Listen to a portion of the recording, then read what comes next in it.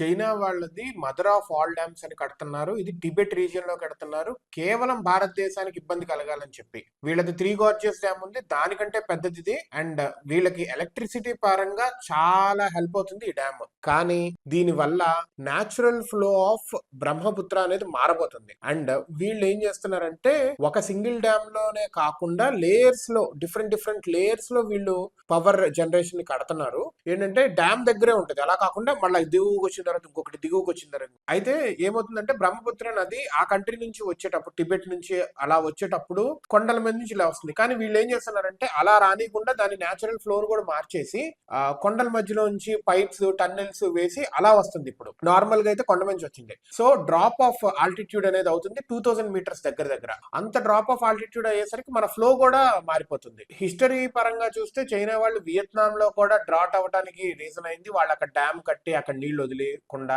అవసరమైనప్పుడు వదలకుండా అనవసరమైనప్పుడు ఫ్లడ్స్ తీసుకొచ్చి వియత్నాం లో డ్రాట్ కి రీజన్ అయింది. వీళ్ళు ఆబ్వియస్లీ కొట్టిపడేస్తున్నారు చైనా వాళ్ళు. ఇప్పుడు భారతదేశంలో కూడా లైక్ సెవెన్ సిస్టర్ స్టేట్స్ ఉన్నాయి కదా, వాటన్నిటికీ one of the major pipe line of revenue కావచ్చు, వాటర్ సోర్సెస్ కావచ్చు, ఫిషింగ్ కి అన్నింటికి, క్రాప్స్ కి అన్నిటికీ బ్రహ్మపుత్రనే. దాన్ని ఆపాలి అని వీళ్ళు ప్లాన్ చేస్తున్నారు. బేసికల్లీ ఆపటము అవసరం లేనప్పుడు, ఆల్రెడీ వర్షాల్లో ఉన్నప్పుడు ఒక వరద వచ్చింది అనుకో నార్మల్ వర్షాలకి, దాని తర్వాత వీళ్ళు ఇష్టం వచ్చినట్టు వదులుతారు.